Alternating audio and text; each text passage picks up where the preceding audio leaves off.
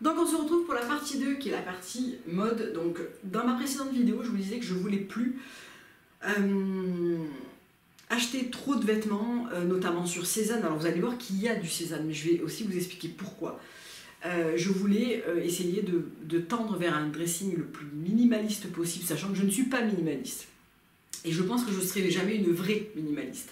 Mais j'avais envie de retrouver, si vous voulez, dans mon dressing, quelque chose de facile, quelque chose de visible, quelque chose de plus raisonné, de plus raisonnable, de pouvoir assortir les pièces facilement, sans avoir à trop calculer parce que j'ai trop d'imprimés, parce que j'ai trop de couleurs compliquées, parce que j'ai pas forcément le bon basique à assortir. Donc j'ai entamé un très grand tri, vide dressing, tri, les deux en fait, qui m'ont amené à réduire en fait les vêtements que j'avais en gardant vraiment ceux dans lesquels je me sens bien, qui me vont, que j'aime, et qui vont avec un maximum de choses.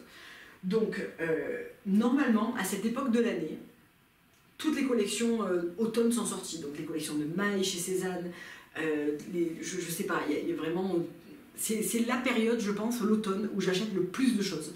Parce que je me jette sur les collections de pulls, de manteaux, de vestes. Alors les vestes, bon, c'est toujours mon point faible, mais en fait, je suis en train de faire des remplacements et il n'y en aura pas beaucoup plus qui vont s'ajouter à cette collection-là.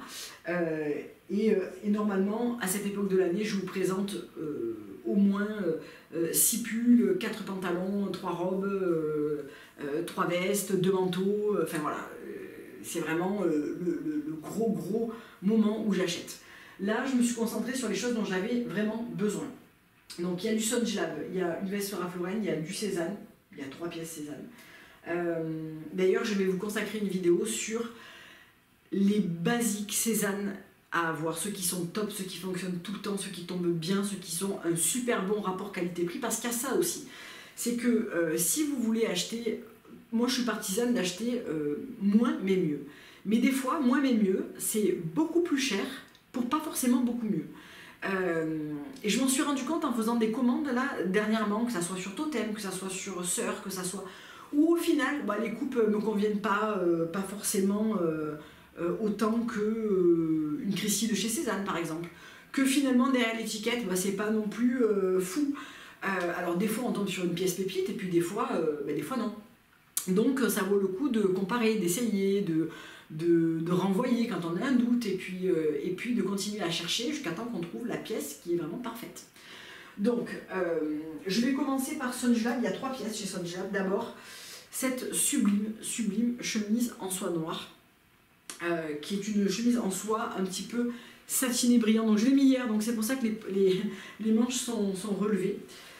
C'est une chemise en soie noire qui est oversize, avec des poches, vous avez des jolis boutons avec le petit détail doré et noir un peu laqué, et vous avez ces grandes poches et ce volume oversize qui est vraiment superbe. Donc elle a aussi des manches qui sont travaillées comme ça. Donc moi hier soir, j'ai tout simplement relevé les manches parce qu'il faisait assez chaud et que j'aime bien avoir ce côté, ça amène un petit côté décontracté, donc moi je la laisse assez largement ouvert, donc je l'ai porté avec un jean hier parce que là j'ai un pantalon noir qui n'est pas tout à fait de la même couleur et de la même voilà, mais je trouve cette chemise absolument parfaite. Elle a un côté ultra chic, le fait qu'elle soit en soie un peu satinée comme ça change vraiment de la soie noire un peu mate, et je trouve qu'elle est vraiment sublime. Donc je l'ai pris dans la plus petite taille, elle est déjà pas mal oversize, donc c'est pas mal de ne pas la surtailler pour éviter d'avoir un effet encore plus oversize. Donc voilà pour cette chemise. Ensuite, est diamétralement opposé, je ne l'ai pas encore porté parce que, encore une fois, il ne fait pas assez froid. Je me suis pris ce sweat pour le week-end que je trouve vraiment trop beau. Alors, il est un peu froissé parce que je ne l'ai pas porté, je l'ai gardé plié un moment. C'est le modèle Fojo. Donc, je l'ai pris en taille 0, en couleur sand. Donc, déjà cet été, j'avais déjà cette matière un petit peu gaufrée, beige sable. Je vais vous montrer ce qu'il donne. Donc voilà ce qu'il donne, je le trouve vraiment canon pour le week-end, je le trouve très très beau. Il a un côté vraiment décontracté et en même temps avec le petit zip doré comme ça, la poche ici, le fait qu'il soit aussi resserré, c'est vraiment un élastique donc on peut vraiment le faire blouser assez haut et du coup il se tient bien, enfin vraiment je le trouve vraiment très très joli. Ce sweat avec un jean, avec voilà, il ira avec pas mal de choses et je le trouve très très sympa. Et pour terminer chez Sunglav, hop, cette paire de baskets, donc j'avais déjà la version montante, j'avais envie d'essayer la version plate, donc elles sont hyper confortables, elles ont vraiment un look qui est vraiment très sympa. J'en ai enfilé une pour vous montrer. Je crois que je préfère presque encore ce modèle plat au modèle montant. Je trouve qu'elles sont vraiment canon, avec un petit pantalon noir comme ça et je les trouve vraiment très belles. Donc moi j'ai pris un 38 pour mon 37,5. Je trouve qu'elles taillent parfaitement bien et on est trop bien dedans. Elles sont vraiment très très sympas. Je poursuis avec cette chemise Cézanne, donc c'est la Tomboy en version jean brut. Elle, je l'ai aimée au premier regard. Vraiment, quand j'ai vu qu'elle était sortie, elle n'était pas dispo sur le site et ma collègue allait à Aix, à la boutique. Je lui ai demandé si elle pouvait regarder, si elle me la trouvait. Et elle y était et je la trouve mais tellement belle. Elle est parfaite en fait, c'est le basique de base, vous savez. C'est ce truc absolument parfait que vous allez mettre ouvert, fermé, avec un débardeur, l'été avec un short, l'hiver avec une veste par-dessus. Enfin vraiment, je l'adore. Donc évidemment que si je la porte avec un pantalon noir comme ça, je vais la rentrer. C'est vraiment pour vous montrer vite fait ce que ça donne, mais je trouve cette chemise absolument parfaite. J'ai vendu mes Bridget de chez Bache parce que je les trouvais trop délavées, travaillées. Je voulais quelque chose de plus simple et celle-ci c'est vraiment celle que je recherchais. Une poche plaquée et c'est tout. Des boutons pression, pas d'autres détails. Rien ne vient brouiller le message. C'est vraiment une chemise en jean brute, mais pas trop foncée. Pas de couture contrastante, pas de fioritures, pas de volant, pas de détails. Juste la Tomboy telle que je l'aime dans plein d'autres couleurs. Autant j'aime pas multiplier les choses, autant il y a ce genre de chemise par exemple, moi qui en porte beaucoup au quotidien, c'est vraiment pour moi le bon achat. Je sais que je vais le rentabiliser, mais comme rarement je rentabilise des vêtements, et cette chemise en fait vraiment partie. Ok, on va finir par les vestes et ensuite je vous montrerai les deux paires de chaussures Bache que j'ai achetées. Donc tout d'abord, chez Ralph Lauren, ça fait longtemps que je me cherche un parka / imperméable, quelque chose qui soit facile à porter, assez neutre, que je vais garder des années. Donc il est pocketable, il est en kaki, c'est vraiment un imperméable fin qui est pas du tout chaud, c'était pas le but. Hop. Donc c'est vraiment l'imper kaki classique, hop, qu'on peut resserrer ici pour marquer plus la taille. Voilà, on peut l'attacher si on veut aussi, si on souhaite. Ou bien le porter en version... je l'ai porté avec un short un jour, il a plu. Il faisait chaud mais il pleuvait, j'avais très envie de le porter parce que je venais de l'acheter. Et on peut bien sûr le porter en version droite et ouvert. Hop, et hop. Et franchement, je trouve ce petit imperméable absolument parfait. Donc il y a deux poches, il est pocketable, il est vendu avec une pochette spéciale et surtout il a une capuche. Parce que, est-ce qu'on peut m'expliquer le principe de l'imperméable sans capuche quand il pleut? Oui, tu peux prendre un parapluie, mais bon, c'est quand même bien d'avoir une capuche, quoi, franchement. Donc voilà, j'ai vraiment craqué quand je l'ai vu, j'ai eu le coup de cœur au premier essayage. J'ai attendu un peu avant de l'acheter. Et puis je suis allée essayer une fois, deux fois, trois fois, quatre fois et à la fin je l'ai pris. Donc c'est dans la gamme, il y a plusieurs gammes chez Ralph Lauren, là c'est dans la marque Lauren de chez Ralph Lauren. Et vraiment j'en suis très contente. Ça je trouve que c'est un bon achat pour l'automne en règle générale. Quelque chose que je vais pouvoir me servir pendant des années sans m'en lasser quoi. Ensuite chez Cézanne, donc deux vestes, deux Christie. Je suis en train de migrer mes vestes vers ce modèle parce que c'est finalement le modèle, j'ai mis du temps à y venir au modèle croisé comme ça. J'ai longtemps préféré la Sarina qui est un modèle droit, qui n'est pas tout à fait dans le même style. Puis j'ai redécouvert le blazer croisé et je crois que c'est vraiment maintenant celui que je préfère. Il n'a pas un côté trop oversize, mais il n'a pas un côté ajusté. Je les prends soit en 34, soit en 36 selon l'effet voulu. Alors, Là, c'est un 36. Pourquoi plutôt un 36? Au niveau des épaules, ça, franchement, ça va, il est pas grand, mais il est un peu plus oversize que le 34, je vais vous montrer. J'aime bien celui-là en un peu plus grand, d'abord parce que je pourrais y passer un pull dessous. Je pourrais l'utiliser d'une manière un petit peu différente. Et pour un blazer noir, j'aime bien avoir quelque chose qui fasse un tout petit peu plus masculin, un tout petit peu plus oversize, sans être vraiment dans l'oversize qu'on peut voir dans certaines marques actuellement. Pour moi, ce blazer, c'est le blazer qui a tout bon, c'est-à-dire qu'il n'a pas un prix excessif, il est à moins de 100, il est à 165 €. Donc je trouve que pour ce type de blazer, cette qualité de coupe, cette matière, etc., je trouve que c'est un excellent rapport qualité-prix. Vraiment, parce que j'ai beaucoup essayé de blazer noirs ces derniers temps, dans des très grosses marques comme dans des petites marques. Et c'est vraiment celui-là où je trouve le meilleur rapport qualité-prix. Boutons contrastants, moi j'aime bien quand des boutons sont contrastants, enfin, sont pas recouverts. Vous savez, les Christie recouvertes, il y en a pas mal avec les boutons recouverts chez Cézanne. Moi j'aime bien ces boutons-là.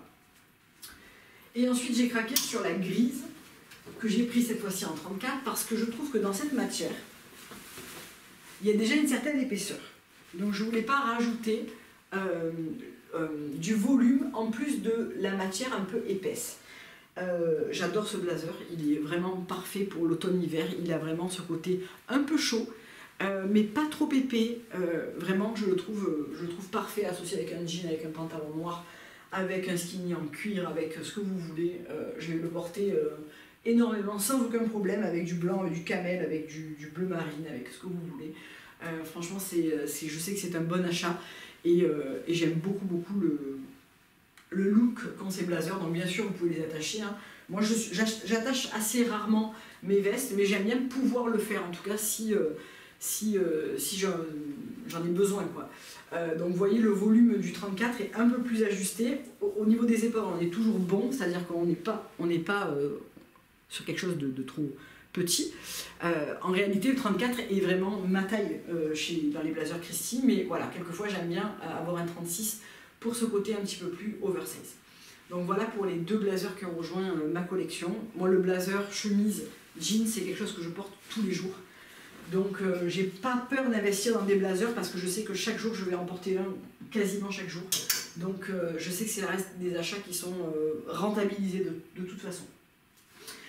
Ensuite, j'ai craqué sur une paire de bottes et une paire de bottines chez Vache. Alors les chaussures, et notamment les chaussures d'hiver, j'ai déjà assez peu de choses. J'en achète assez peu. L'année dernière, je me suis juste acheté les Coda que j'ai porté tout l'hiver, quasiment. J'avais acheté une paire de boots Sandro qui est toujours dans mon placard et que je vais ressortir cette année. Et l'hiver dernier, j'ai quasiment tourné qu'avec ça. J'y suis allée à la base pour les bottes. Donc les bottes, c'est la version bottes des Coda, c'est les H Coda. J'aurais peut-être pu attendre d'avoir peut-être un 30% dessus si jamais ça allait arriver, j'en sais rien.